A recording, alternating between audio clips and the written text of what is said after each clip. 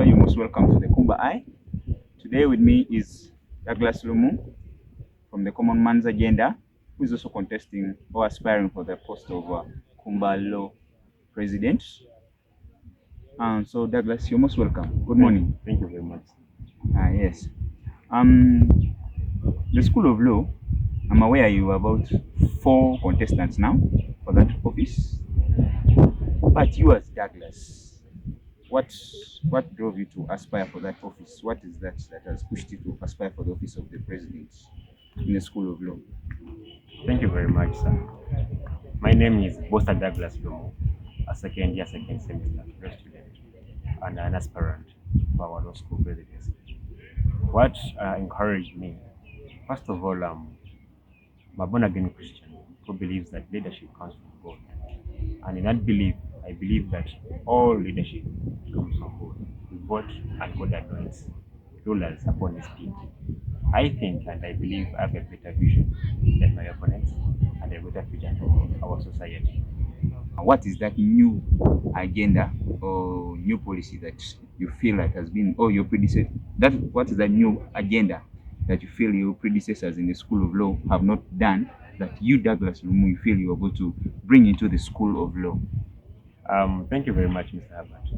When I joined law school in my year 1, Mr. Mwanja Gideon told me that university politics is a nursery bed for the national politics of our country.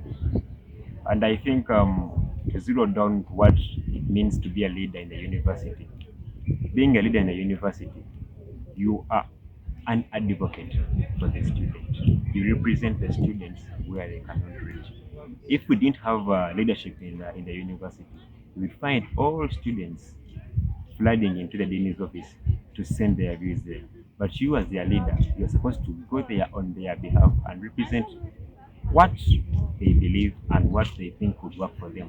Because at the end of the day, the policies that are put in our universities or our schools are not applicable to the policymakers, but applicable to us. So the gist of my manifesto is advocacy. I look at advocating for the rights, privileges, and voices of the students to those offices. Just to cut it short, so you feel your predecessors failed to do that, or you feel like it should be improved on? What is your exact agenda under that advocacy?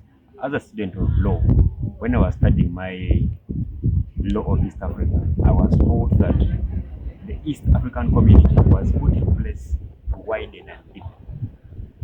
So our predecessors have deepened, and Bosa Douglas is here to widen advocacy. Not that I'm starting from zero.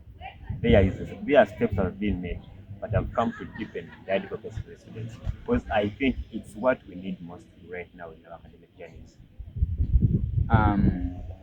Let's say you were elected the president, assuming you were elected the president, and come that day of the election, what is that new policy that you want to introduce to the students of law that can maybe help them continue with the unity? Because I'm aware the students of School of Law are the most united people, I think, if I'm not mistaken, in Nkumba University.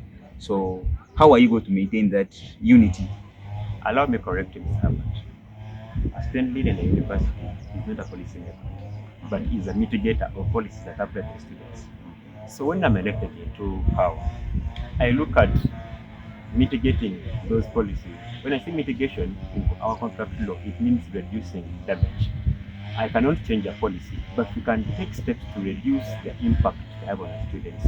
Let's say our year 3s who are going in year 4 right now, there's been a policy that those students who are in year 4.1 have to choose some courses on their own distance.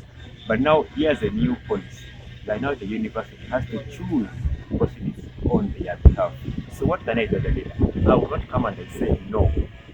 As Mr. President, I've decided that from today you choose on their own. But we can make meetings, we can make engagements and mitigations to mitigate the impact those policies or that policy puts on the students. As I said, these policies are not applicable to the policymakers, but they are applicable to the sports body. Okay, thank you very much for honoring our invitation. We pray for you. We wish you all the best in your politics.